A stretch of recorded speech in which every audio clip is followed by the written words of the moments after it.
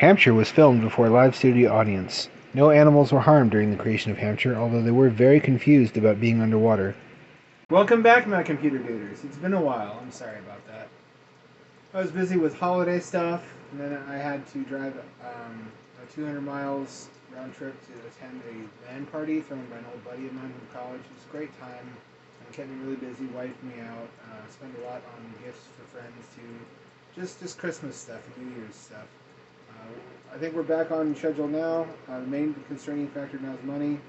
To that point, if you don't already watch my streams on Twitch, please do. They're highly entertaining according to me and my grandma, which of course that's the most unbiased judgment you're likely to find on YouTube. It's twitch.tv/Hampshire, Hampture. It's every Monday, Wednesday, Friday, 7 o'clock p.m. West Coast time to 11 o'clock West Coast time. You may have noticed I've started to upload VODs again. I had it set to do that automatically a while ago. I don't know what fucking happened to all the old VODs. They just disappeared. I'm going to start doing that again. Audio quality is going to be crap for a little while because my microphone broke, so I'm using webcam audio, webcam mic. I hope to fix that. I'm going to be redoing all the classic indie spoof games that I have from itch.io. It's going to be a great time. Don't miss it. That's twitch.tv/Hampshire. The other thing I want to hype up, because this is the intros where I show things apparently, is my next book. Let me grab the old one just because it's so photogenic.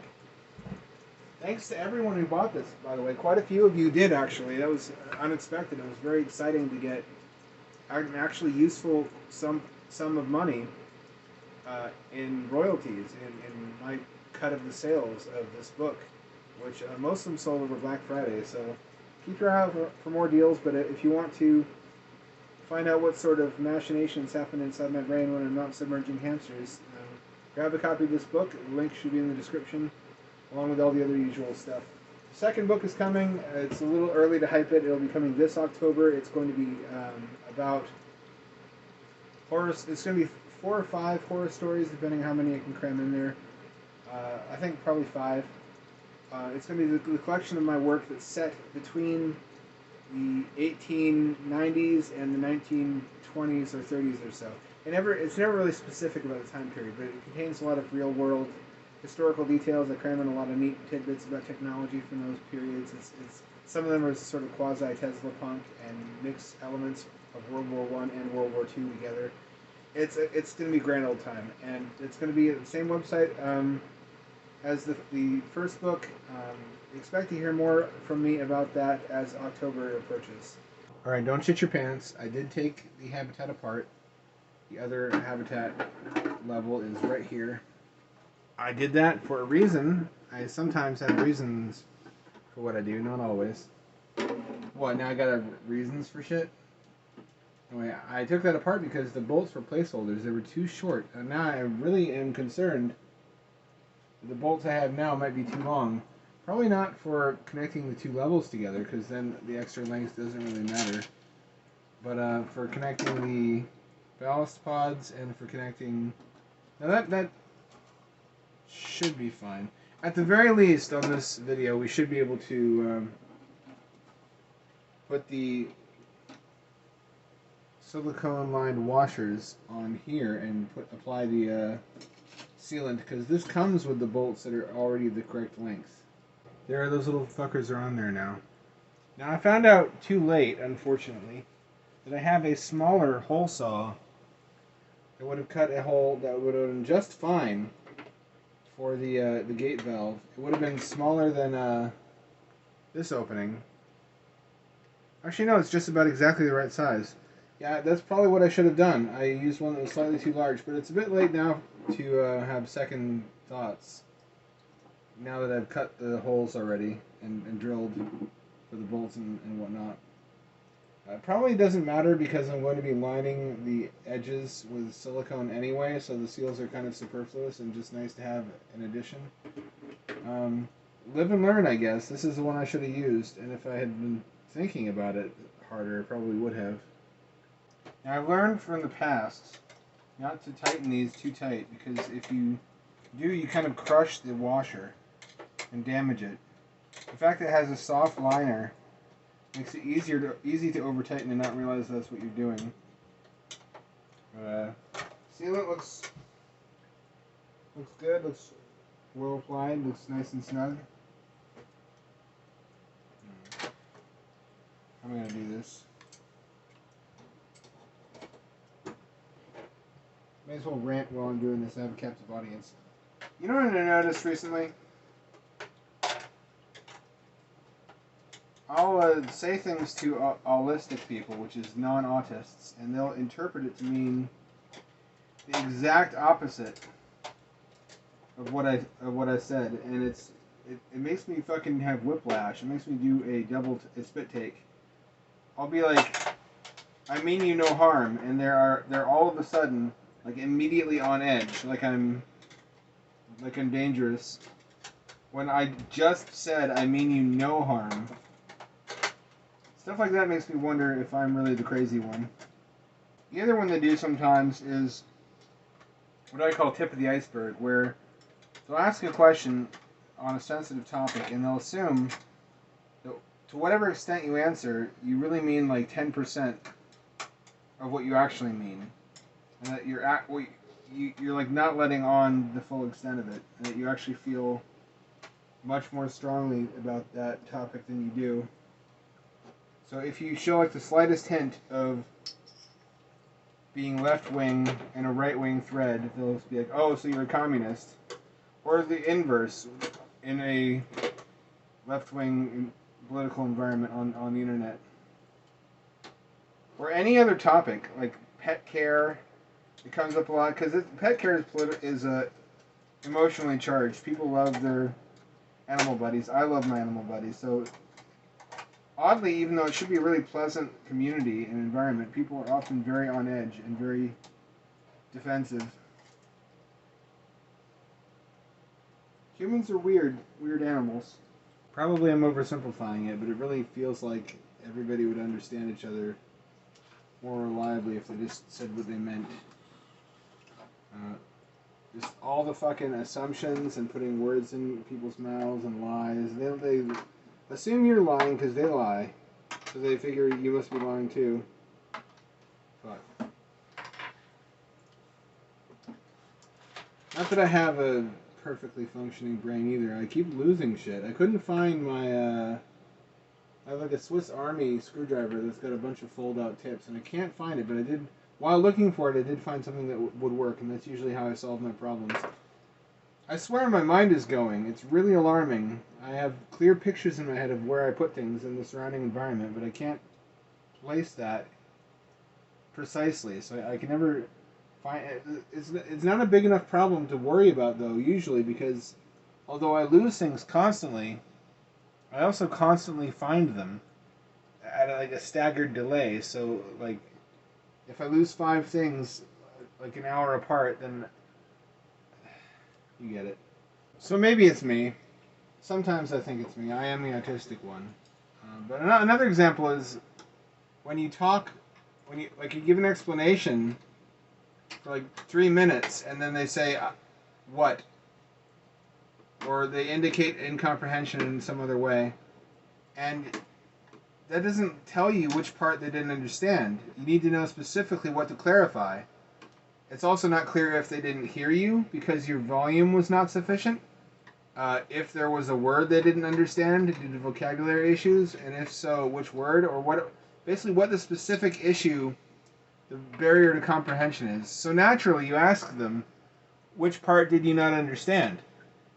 Which is just a very neutral, fair, and logical thing to ask, so that you can save some time in clarifying, so you know which part to clarify. Because if you guess and you shout it at them or just raise your voice, and you guess wrong, and that's not why they didn't understand you. They get frustrated with you because you're supposed to automatically know, like, what they figure an average person would have trouble understanding, because everybody sort of imagines themselves as the baseline. And if it's a vocabulary issue and you explain the words to them and they already knew what the words meant, then they feel insulted. So then you lose too. It's a 3-way gambit. But then if you just ask them which part didn't you understand, they're still insulted because that's apparently a common insulting phrase. So it's a fucking no-win situation. You cannot possibly get the information you want without being irritating. It would really help if human beings had like a meter floating above their head, like in The Sims, where you could see how angry they are over time. Because oftentimes, if you can't read that off their face, then it seems like they just blow up out of nowhere for no reason. And you can't. Another thing you can't say is you can't ask them, "Are you mad?" Because they lie. They say they're not mad because I guess it would be shameful if they were. I guess if emotions are shameful for like Vulcans or some shit. So they say, "No, I'm not mad." So I'm like, "Oh, we're cool then." And like, "No, we're not cool." I don't know, man. I don't have a good solution to that. I probably don't have to tell you that you can't just tell people, like, dial back your emotions. Like, not that I don't like emotions. I love, and they're what makes life worth living. But they're often not very helpful in certain situations. You probably don't need to be told you can't tell a woman, especially, to calm down. It has the opposite of the intended effect. But also, I'm a careful driver. I have never been in an automobile accident, except for backing into a sign when I was learning. And I do, however, watch a lot of dash cam videos. They're highly entertaining. Sometimes I watch the ones where trucks go under a bridge, where it says the clearance is too low for them, but they don't listen to it. But I also just watch the ones where people get into accidents and then they act the fool, which is understandable if you understand something about Homo sapiens, in that we're still basically savanna-dwelling apes. We still have instincts that served us very well in that environment that don't really serve us well in the environment we find ourselves in today.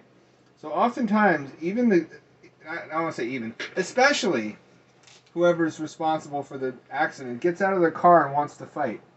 They're like strutting around, pulling their hair out, shouting, posturing, because their instincts tell them that they're in danger. They almost died, and that means there's somebody they got to fight, something or someone to combat, fight or flight, and there's nobody to fight really, and they're in the wrong. But usually in situations like that, you don't tell them calm down. That's the main takeaway. Is you just fucking often. If you just wait them out, emotion is a chemical reaction. Eventually, they'll simmer down. They'll realize that they were the one out of line. That it's their fault, and that probably having dash cam footage of them, prancing around and huffing and puffing is not going to help their case in court, and they'll seek some kind of reconciliation. And if you just ignore everything they do between the instigation of the conflict and that point, then it's easier to forgive people in situations like that, because I think we've all been there. We've all gotten hyped up on brain chemicals and acted the fool now and again. Once you've been through it a few times, though, you should be able to recognize it's happening. Be like, okay, I need to settle down and wait and cool off and just let my brain return to baseline. Here we go. There we go. That side is fixed. This side is not. Crucially, it may not look that different, but there are washers in between the holders, above and below. The reason there's washers between the hole and the ballast containers, is because the line you see here protrudes downwards and does not align perfectly with the bottom of that case. So there would be a gap anyway, and if it was empty, then tightening those screws would stress the plastic in these spots and cause microfissures, and you don't want that. Time to do the other side. You know what grinds my gears? This is a listen to Ham Dad bitch about people episode. Another thing is when they interrupt you to say something that you were going to say like 1 second later, it's just apparently a 5-second statement is unbearably long to listen to. and they think that you don't know what they're going to cut into, like to add into the conversation when that was right what you were about to say, and they won't believe it's what you're about to say because you can't like show them the future. Or when you're in a tense situation, you're doing a series of steps, and they're like shouting at you, they're urging you to do something, and you're like, that's what I'm doing right now. I am in the process of doing what you are telling me to do. If you observe, you will see like there's a reason I am trying to do what you're saying. I was already doing that. It drives me at the wall. Often what helps facilitate communication is talking strangely. And now that sounds annoying. It is annoying. But that's why it works. People often don't use their whole brain to listen to you until you force them to do it. If you say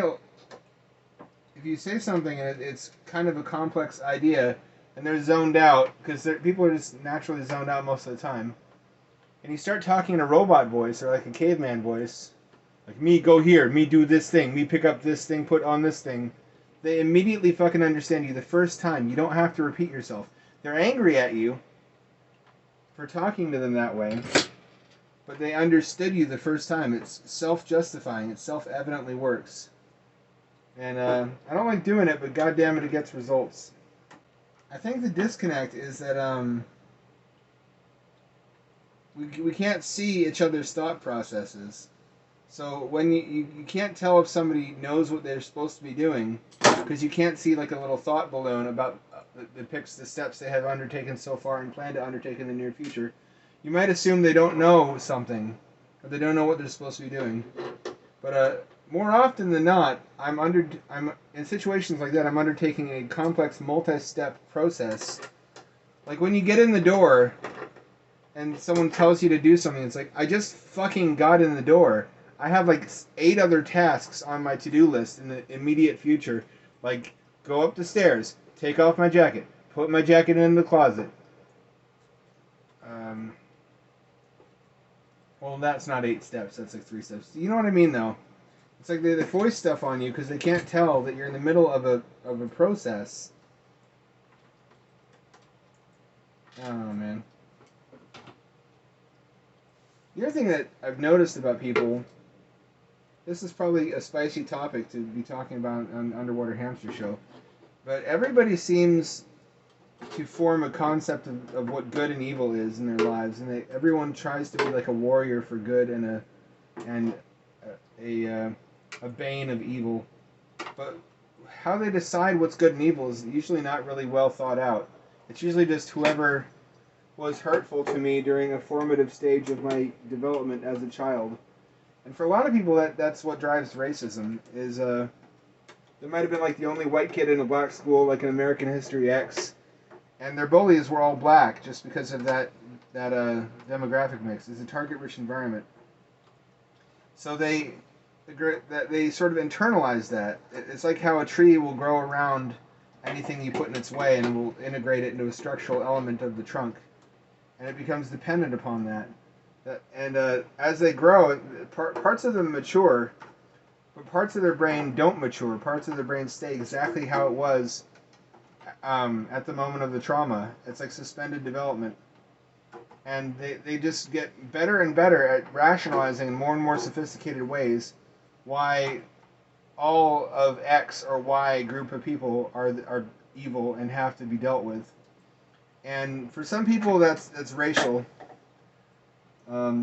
There's this black kid named Darnell who had it in for me. I don't know what I did. I guess he just noticed me in first grade.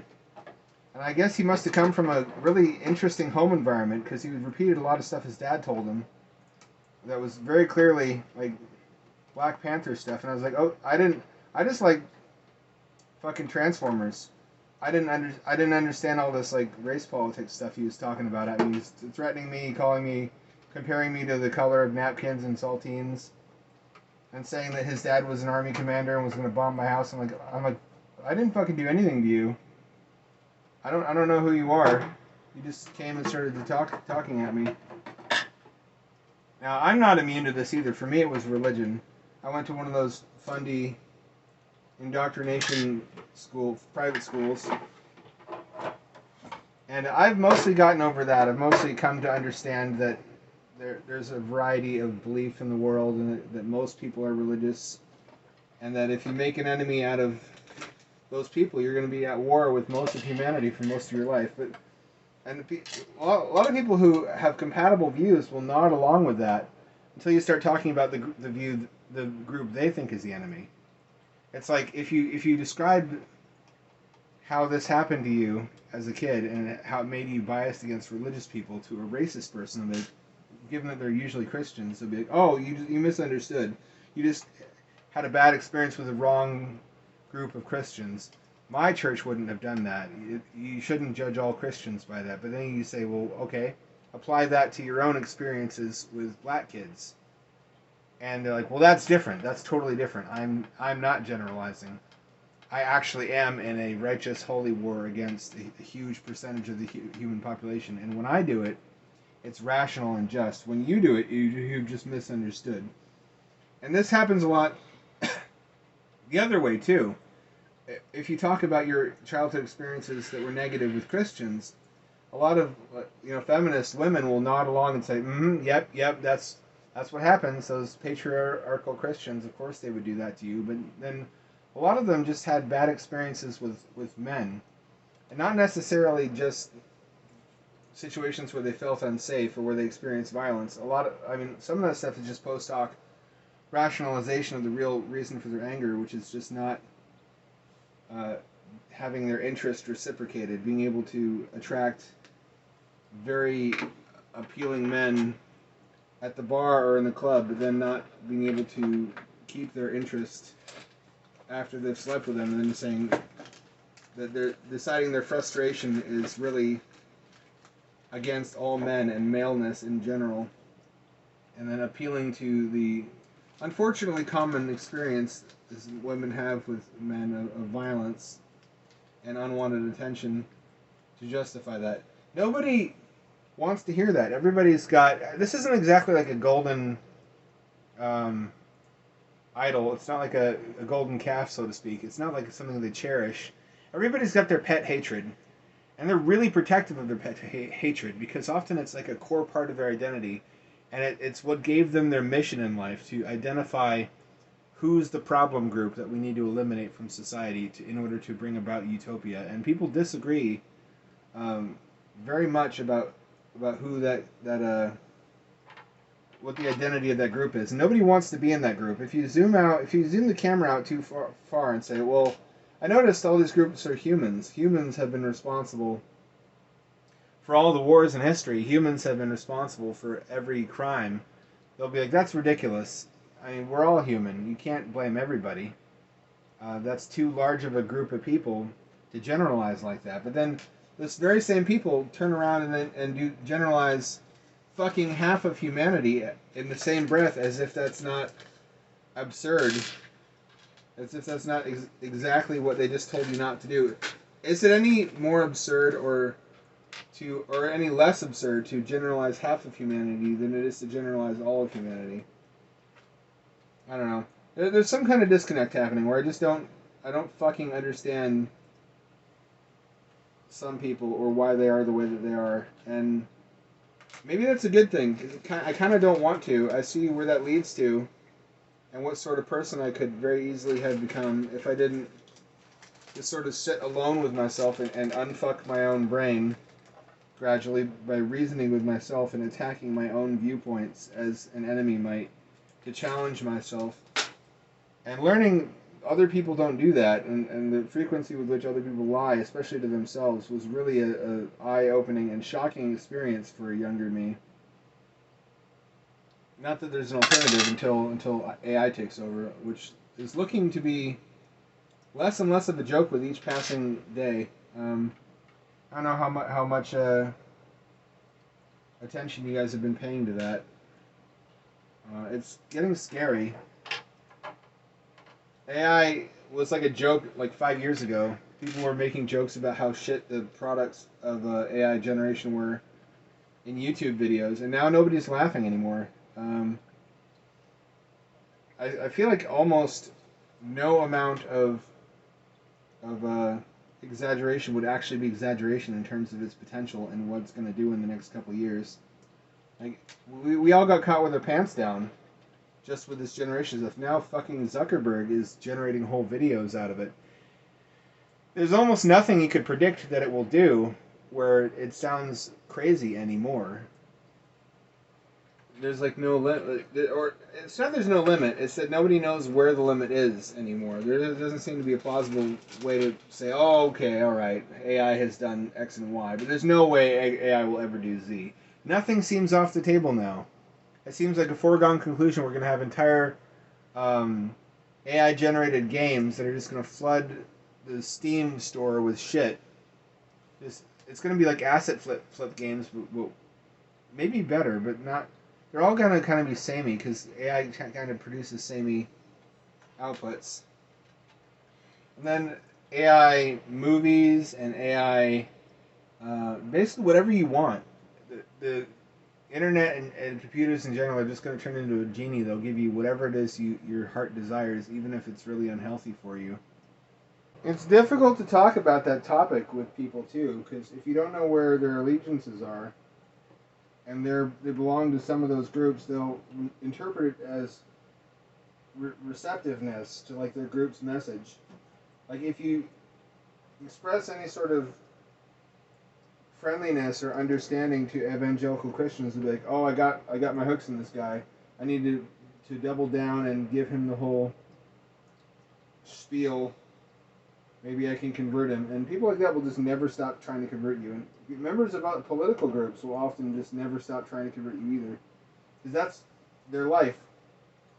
Their life is a battle between good and evil, where good and evil are conveniently defined according to their feelings and their life experiences.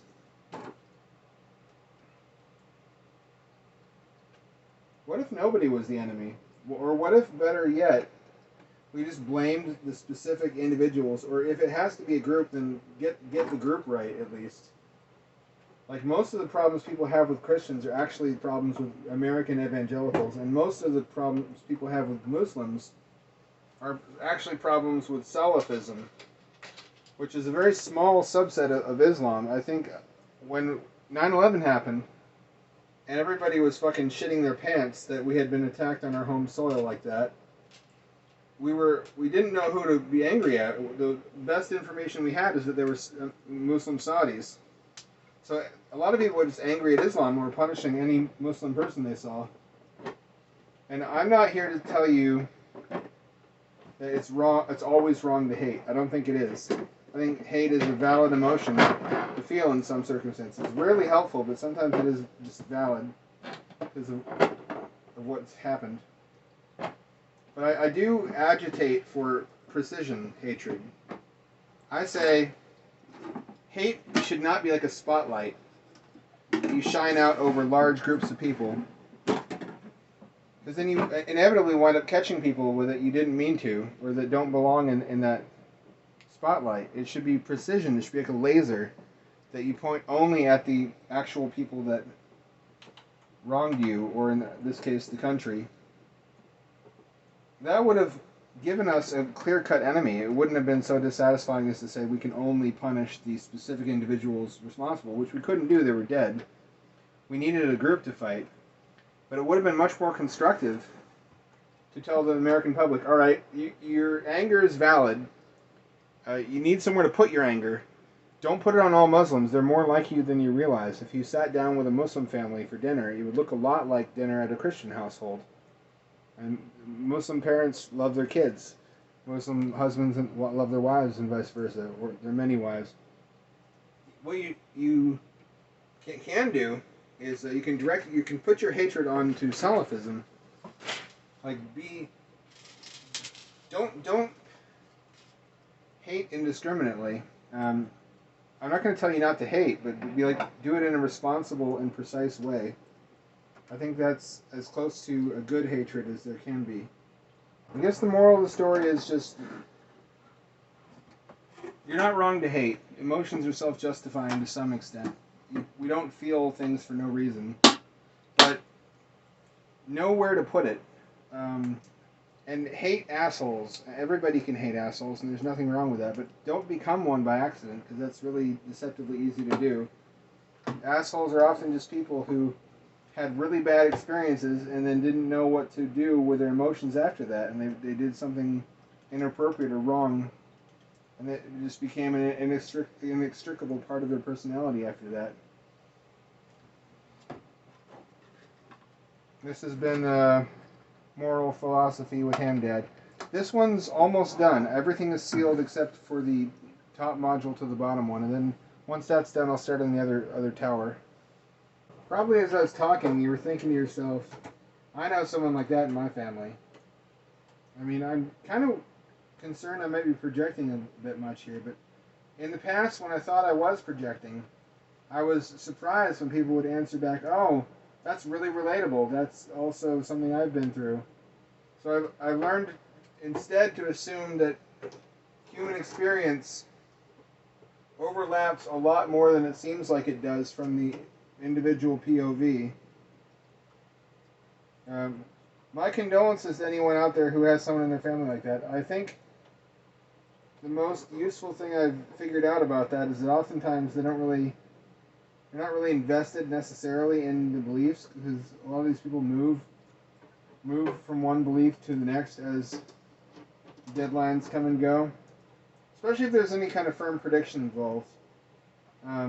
It's not really about the beliefs necessarily, it's about wanting meaning in their lives.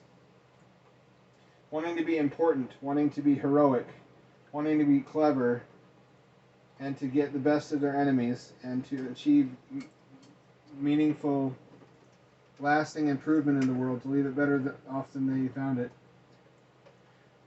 I blame some of that on movies. A lot of movies have the plot that some regular everyman is just living his life, and a fantastical adventure just finds him, like without him having to do anything. And that's a very appealing narrative, precisely because much of the average American public does not live very exciting lives. They work a 9 to 5, they consume, they come home, they sleep, they do it again. And then before they know it, they're like 50 or 60, and their big adventure has not found them yet. And they're thinking, I don't have a lot of time left. I've got to find some kind of adventure or make my own.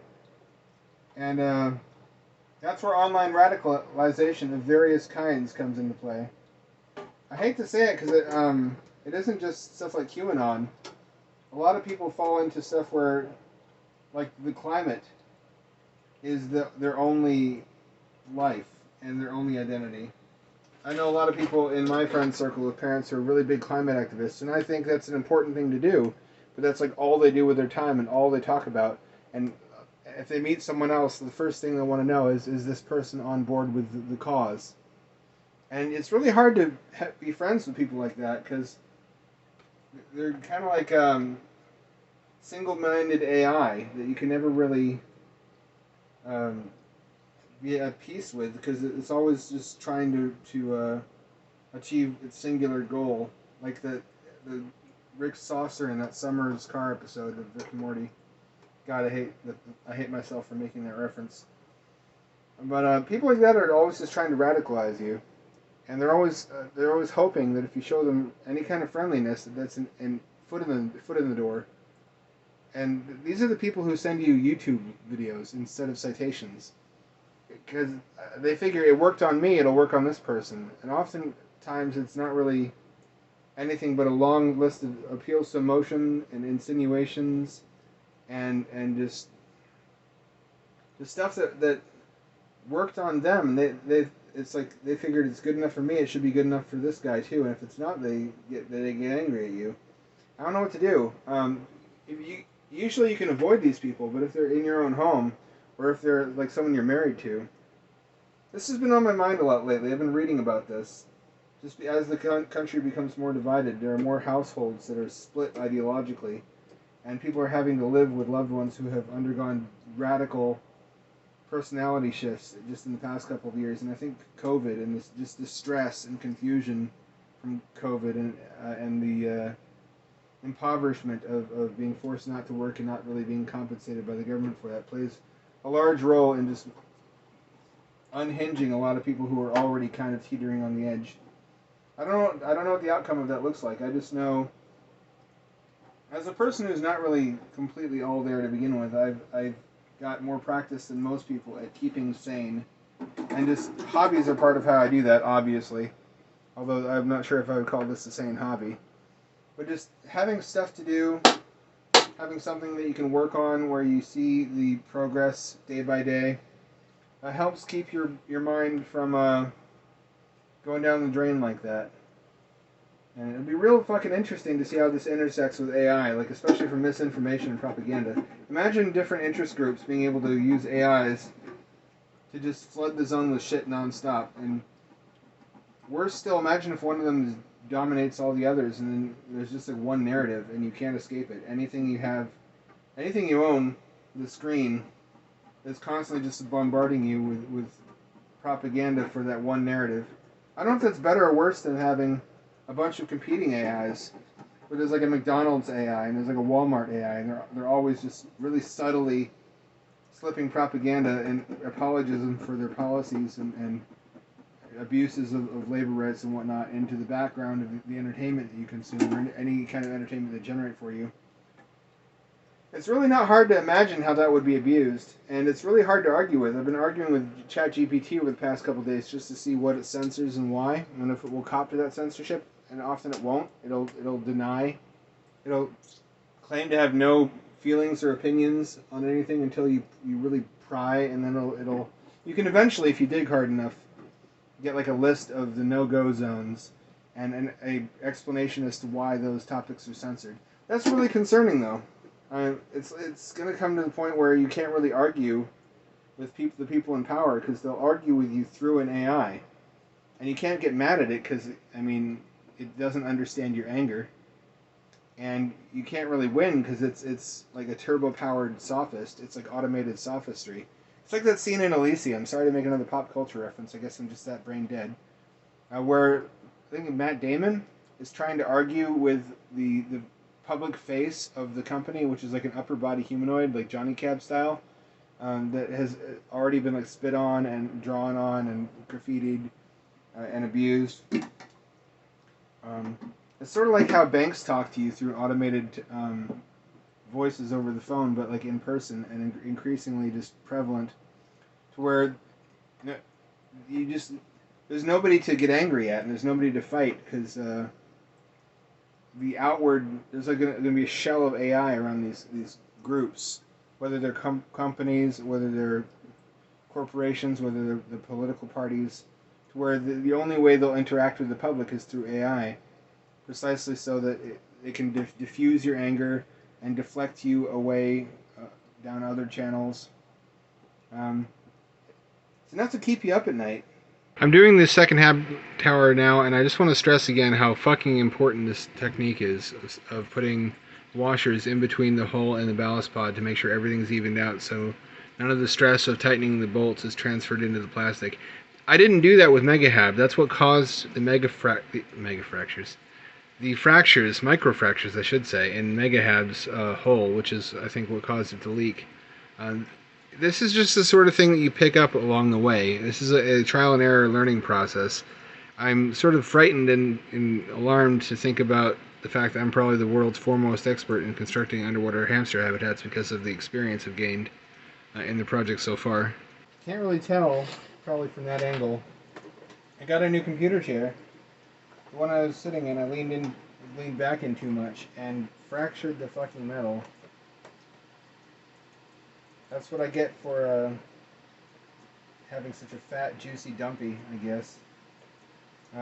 It's making me anxious, though, this new one, because it's Chinese, and I've seen this YouTube video about Chinese chairs, cheaply made ones. The gas cylinder in the middle that lets them auto-adjust their height, fucking exploding and sending a metal rod just rocketing up into your anus. Which is, like, if that wasn't a main nightmare that you had before, and it is now, it is for me. I live in fear of robot sodomy. It says it's certified on the tag on the bottom, but I mean, Chinese products say a lot of things. I say a lot of things too. Don't take me too seriously when I ramble about philosophy. Listening to a crazy underwater hamster man about how to live your life when I can't really even live my own would be like getting your news from TikTok. And there's a lot of stuff that sounds profound and correct, but it's just total nonsense. Like, take for example what I'm doing right now. I had this on backwards earlier, and it went on, but it didn't go on quite right, and it fought me a little bit. I thought, isn't that how a lot of things in life are? Like, if it doesn't go smoothly, probably it's because it's not meant to be. It's not meant to work that way. And you might nod along to that, and be like, yeah, that's true. That feels true to me. But at the same time, it's also true that you have oftentimes when you're inventing shit, you have to fail 99 times before you succeed one time, and those two things are completely diametrically opposed. They can't both be true at the same time. So just don't put too much stock into stuff like that. All I really meant to get at with the spiel before is that people are really good at rationalizing their own immature drives as being, in fact, mature and epic and important and critical to the world, and blowing up the importance of their own hatreds in their own mind to the point where you can describe someone else's hatred to them and be like, oh yeah, what an immature person. I hope that person grows out of that. But then you describe their own hatred to them and like, no, dude, you need to get educated. That's actually a really important cause. That's the most important issue of our time, is what I'm personally mad about. And it's always like that. 5 different people who have 5 different pet hatreds or quests or causes that they care deeply about, they built their entire fucking identity around, will point to each other and say, look at that silly person wasting their life on nonsense just because they had a bad time once, when they're the same fucking way. I want to say I'm projecting, but again, every time I think I'm projecting, people will tell me, oh, that's really relatable. Especially with my writing. One of the things I discovered with my writing is that humans are not as different as I thought. Is that just by virtue of living life as human beings and being born in a human body and having a mother and a father and having birthdays and having to die someday, and having the same basic physiology, we have a lot of overlapping experience, actually, when you wouldn't necessarily think it, or I wouldn't. Things seem more different the less you know about them, and then the more you know, the more parallels you see. See, that's one of those bullshit truisms I was talking about. Gotta look out for those. God, working with these things is so fucking awkward. You know, I don't actually have a plan for what I'm going to do with Hampshire after this. This is as far as I planned it. Now that I've solved the plastic stress problem, I might rebuild Megahab, but the question arises what the point would be. Megahab is just a 2-story habitat, which is what these are, but these are, I think, safer and use more time-tested components and construction techniques. I'll do it anyway if you want to, but I can't afford to if the number of subs doesn't go up. On top of which, I don't think I've ever made any money at all from YouTube. I'm not sure how that is, if I'm doing something wrong. Ads are turned on. I've just never gotten a check from YouTube. Apparently don't qualify or earn enough. But yeah, finished the Hab Tower complex for the aquarium. Then finished the pond out back. And transfer the habitats from the aquarium into the pond, operate it in the pond for a while, and then I don't know what. I guess maybe I'll have to shift my attention to other projects. That'll free up some energy. I've been wanting to get into Unity. I keep starting Unity tutorials and then I pick it up and then I put it down and I don't pick it up again for like a year. I think the first Unity project I have on file is from 2017. That's when I thought I was going to start learning game dev. I really need to, though. I have a lot of ideas for games, and I think really where games mostly fall down these days is storytelling. And I have tried to sort of hook up with people who have the technical chops to make games, and most of them are just like, I don't think I need a writer. Um, Many of them very much do. They never think they do. But maybe the solution is just for me to do it myself. Many times in my life when I wanted someone else to do something and they wouldn't do it for me, that's what set me on the path to learning how to do something on my own. And it ultimately turned out to be a positive thing, and I'm glad they did that. So, Unity, that might be the next thing, and maybe I'll make a game. Probably I will make a game based on Hampshire, in fact. That would have the most pre-existing appeal.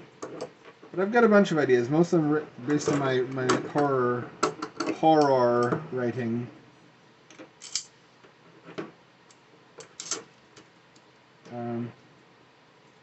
Also, I never launched Skyhab. I never worked out the logistics of getting the helium out to where I needed it to go. I could do a couple more flights. I don't see what the point of more drone flights would be. Those are stressful for the hams, or the mice, I guess, in this case. I don't know when I'm going to go back to hams either, because I'm having a good time with mice. Mice don't eat each other. Mice don't fight over every little thing. I can have more than one mouse in a habitat and they'll get along just fine. I can't do that with hams, although hams are just cuter. They're a more appealing animal. And it's really what the project is named after. It'd be a shame never to go back to hams. So I'll have to devise some single occupant structures or vehicles or something to have a good excuse to go back to hams. I don't know when that will be.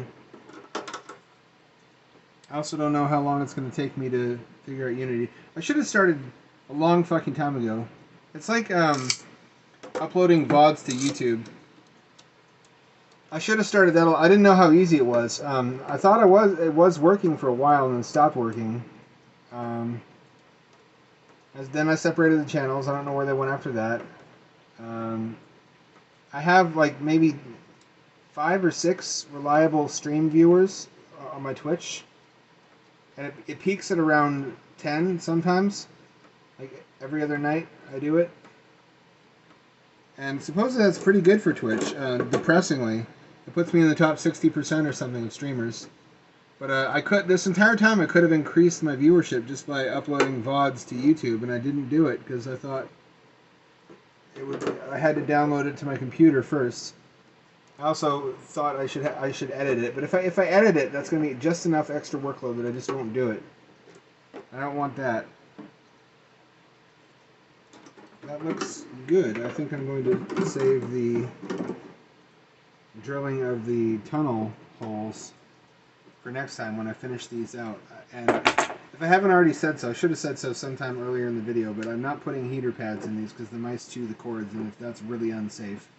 I'm shocked they didn't electrocute themselves, if you'll excuse the pun, already.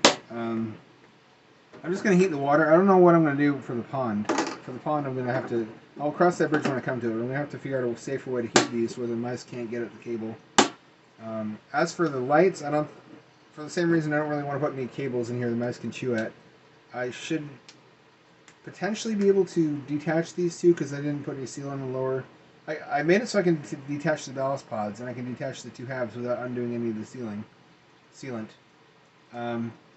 I could put like a LED film in between to illuminate the lower floor, but I'm thinking I won't do that. I'm thinking the dark lower floor is a feature, not a bug. I can't really put floor plates in here either because the mice just chew those up. So I might just use bare floors or a different material and let light shine directly down through, or put a light in between the two. It's undecided. I just know I can't use chloroplast anymore because mice chew it up. I can't use anything with wires because mice chew the wires. I got a lot of thinking to do. I got to redesign around a new animal. I didn't think it would be very different, but it's turning out to be. That's all for this time. Exciting stuff. We're getting really close to being able to put these things in the water. I'm pretty happy with how things are coming along. The bolts being exactly the right length for the ballast pods and joining the two levels together just was a happy coincidence. I just kind of eyeballed it. I didn't know if that was going to work out. It did, thank fuck. The other thing that I'm concerned about is that the holes I drilled for the gate valves might be a touch large. I don't think that's a show-stopping problem because if you put sealant around the edge of the gate valve anyway, it serves the same purpose. I'm just going to be keeping my eye on that. Should be getting close to the point where I can do a bathtub test of these new modules. So, cool stuff. Cool stuff. These are finally in the aquarium, I've got mice running around through all 4 of the levels. That's going to be quite the sight, and I think the culmination of everything I have planned for Hampshire for the foreseeable future. So definitely stay tuned for that. And once again, if you thought you could escape my shilling, you were dead wrong. Don't miss my gaming stream every Monday, Wednesday, Friday, 7 o'clock p.m. to 11 o'clock p.m. West Coast time. That's twitch.tv/Hampshire. I'll see you there. Won't I? I will, won't I? You're not going to make me cry, are you? You don't want to see a grown man cry. I'll cry ugly bitch tears. I'll fucking do it. I'm capable of anything.